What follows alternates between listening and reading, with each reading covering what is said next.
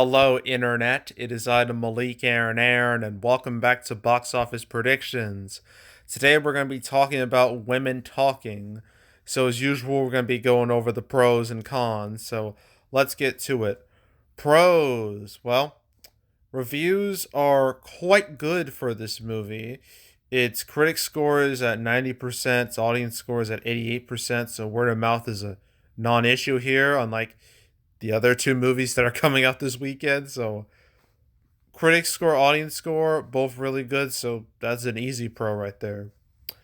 So that's pro number one. Pro number two, we got some recognizable faces in here. First one I see is Rooney Mara.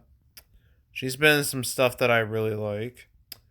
Mainly, like I guess the main thing is the Social Network, where she had her iconic scene with Jesse Eisenberg, who was Mark Zuckerberg. They had like this. It was like the opening scene where she breaks up with him because he's being an asshole, and it's just fantastic. And she was also in The Girl with the Dragon Tattoo from David Fincher. In fact, she was in both Girl with the Dragon Tattoo and The Social Network, both David Fincher movies. Although I've only seen Social Network, I have The Girl with the Dragon Tattoo. I just never watched it though. I probably should, even though I know it's a little hard to watch. But I should probably watch that at some point. Oh yeah, she was in the Nightmare on Elm Street reboot that no one ever talks about because no one wants to talk about it because it wasn't very good. And Pan, oh god, she was Tiger Lily, which caused like a big stir because people were like, wait a minute, a white girl being Tiger Lily, what? Yeah, that was one of like that was a pretty infamous example back then of like whitewashing in like the 21st century. And I remember Pan for Hugh Jackman being Blackbeard and singing Nirvana's "Smells Like Teen Spirit," even though the movie takes place in like decades before that song even became an idea. And I've never even seen Pan. I just remember that scene because it's so like the writers were high. There's no way the writers were sober when they wrote that scene. I refuse to believe they were sober because it's oh god. Let's just move on from that. There's also Carol, which was like an Oscar Beatty movie. Lion was also an Oscar Beatty movie. I believe that was one of the last of the Weinstein Company before. Well, you all know what happened. I know what happened. I don't need to tell you what happened at this point. But yeah, she's been in some recognizable stuff. Who else do we got? Claire Foy. Where have I seen her before? Uh, oh my gosh, she replaced Rooney Mara and like the girl in the spider's web. I did not know that. I forgot all about that. Oh, that movie tanked hard, so it's best to forget about that. Yeah, it seems like there's nothing really worth talking about here. I don't see any real hits here. But yeah, like Rooney Mara and Claire Foy played the same character. Weird. um, who else? Frances McDormand. There we go. Now I know her. She's been in a lot of stuff. A whole lot of stuff. A lot of Wes Anderson stuff. um, God, there's so much. What's like the first one Fargo. There we go. People love that movie. I see Fargo. I see Almost Famous. I see Aeon Flux. Really? She was. That's weird. Burn After Reading. I know that. She was in Transformers 3. Huh? I don't. I don't remember that. Was that real? I don't know if it was real. I don't know. But I don't Moonrise Kingdom, was she the villain in Madagascar 3? I'm pretty sure she was. She was extremely entertaining. Um she was in The Good Dinosaur, voiced in The Good Dinosaur. I never even seen that movie. Then there's Hail Caesar, Three Billboards Outside of Missouri, Isle of Dogs, another Wes Anderson movie, No Man Land. I believe she got her Oscar from that movie. I think. I don't know. I'm struggling to remember. I don't know if she did. But maybe she might have. But yeah, I'm not sure. And the French Dispatch and now Women Talking. So she's been some stuff. Some very recognizable stuff. Um wasn't Ben Warshaw in this movie? Like he's listed. This guy, he's Q, and like he was Q in the recent Bond movies, and also Paddington. You know the two. Paddington 2, the greatest movie of the 21st century, and potentially the greatest movie of all time. So I mean that's cool, but yeah, I can't really mention that too much because he wasn't exactly a main player in the Bond movies. Um, and yeah, like who directed the Sarah Paulson? Can I talk about her? What has she made? Wait, she was in Splice. That is a movie that I heard is really fucked up. That I should probably watch one of these days. Okay, she hasn't really directed anything notable, so there's no point in talking about that. But Splice, I heard that movie is wild. That movie's a wild ride. But yeah, we have some recognizable faces here. I wouldn't call anybody a draw here, but I say it's better to have. I always say it's better to have recognizable faces than complete nobodies. So that's more of like a minor pro in the grand scheme of things. And I think that's it. Yeah, that's it. So cons.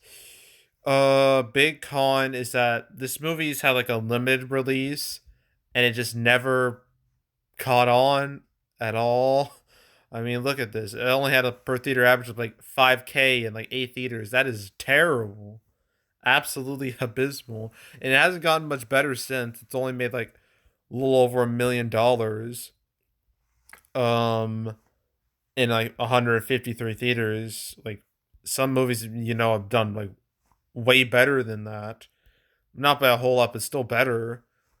I mean, I'm pretty sure The Whale did better than that. I have to check though. I guess I can compare it. What can I compare this to?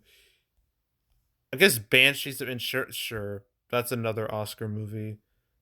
So is Fableman's Antar, and I have to find The Whale. The Whale. Where are you? There you go. And I guess A Man Called Otto. Should I count that? Screw it. It wouldn't hurt. Okay, let's compare Banshees of Inisherin. This came out like what? October? Yeah, October.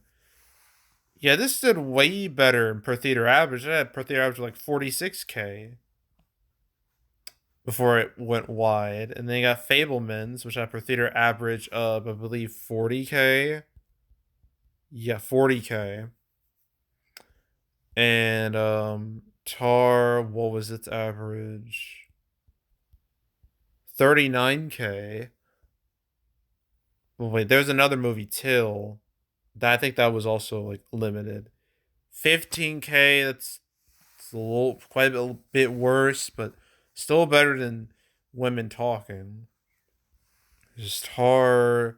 The Whale had like the biggest per theater average. That had a per theater average of 55K.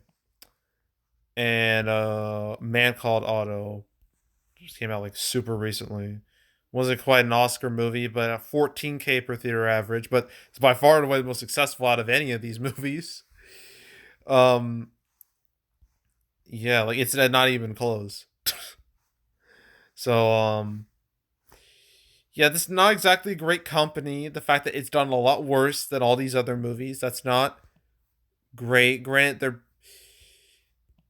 some of their, I guess their release strategies were somewhat different. This was limited for a lot longer, but still, It doesn't look great when it comes to other Oscar baity movies, which is bad because none of the Oscar bait movies have done well at all. Uh, like I guess last year. So yeah, weak limited run. That's definitely a con. Another con is that there's a lot of competition out there in terms of like major movies. Like you still have Avatar 2 and Puss in Boots 2. They've been out for a long time, but they're still making some cash. Not to mention you got other movies like Mathregan, you got Man Called Otto, you got Missing, still out, a lot of movies out there. But what's really bad is that this is the weekend, like, because this is like Oscar nominations were announced like a few days ago. So naturally, a lot of these Oscar baiting movies they want to re-release so that way they could take advantage of these nominations so they can get that extra cash, that extra boost. And this is going up against a bunch of movies. Banshees of Inisherin, that's expanding like wider. There's like a bunch. Yeah, Banshees of Inisherin. There's Elvis, which is getting re-released. There's Tar. The Fablemans going up to like 2,000 theaters, more or less. And yeah, that's a lot of movies, and not all of them are going to survive. And I can't imagine this is going to survive a long. I can't imagine any of them surviving really. So you know what? Yeah, this is definitely a con. Uh, Going up against all that competition. Another con is I haven't seen like too many ads for this movie. It's been like very, I imagine like super low key, which I don't think is a good thing. So yeah, lack of real ads. I would label that as a con. And I think that's it. I'm pretty sure that's it. So opening weekend, this is only like 700 theaters, which is barely wide. So I'm not expecting much out of this, even with the increased publicity because of its Oscar nominations. Um, I'm gonna say, I'm gonna be more optimistic than I should. I'm gonna say $1 million opening weekend, and it's total.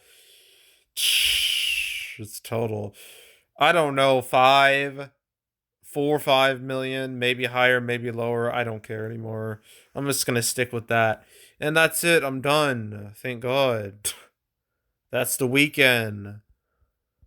It was certainly a weekend to forget because this weekend was a snooze fest.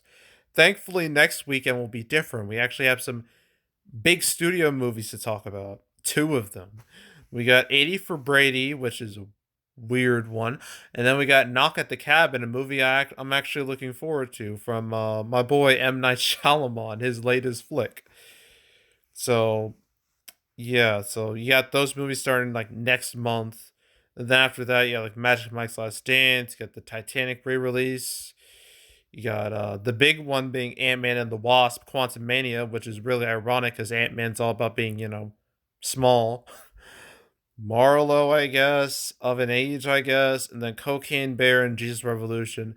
February is gonna be weird, but March, that's when like that's the big month. That's when the blockbuster esque movies come out like one after another. That's gonna be the month to look forward to. But until we get there, we're gonna have to go through a bit of. It's gonna be a bit of a slog, but we will get to the big month soon enough. But yeah, that's what things look like next month. So stay tuned for those. But if you want to watch, but yeah, that's it. That's all. Make sure to subscribe, like this video, leave a comment, turn on notifications, share the whole drill. If you want to check out more videos like this, got playlists on the homepage, all previous um prediction videos I made this year. There's done a whole lot so far, but that's gonna change real soon. So there's all the videos I made this year and all the prediction videos I made the past few years. So if you want to watch any of those, go right ahead. There's also the canceled series where I go over all the movies that were supposed to come out but didn't. I believe I covered Women Talking a few times. Maybe I'm about to check right now. I know I covered it recently. Women Talking. Women. Apparently, I only talked about it once. I thought it was more than once. Huh.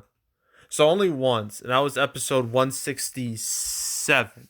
167. I talked about it alongside a bunch of movies: The Flash, Plane, Mickey 17, Mummies, all of them. So you want to watch that episode or any other cancel episodes I've made on the channel? There's now 172 episodes. Want to watch any of them? Like, just watch them all from beginning to now. Binge them all from beginning to now. Highly encourage you to do that. So go do it. Then there's also box office recaps where I go over the box office results for any particular month. Um, January recap will come out the first week of February, right in between Knock at the Cabin and Magic Mike's Last Dance. So in between those two movies. So stay tuned. But if you want to watch any of the past recap videos I made on the channel, you can go right ahead. And yeah, that's it. That's all. I am out. Goodbye.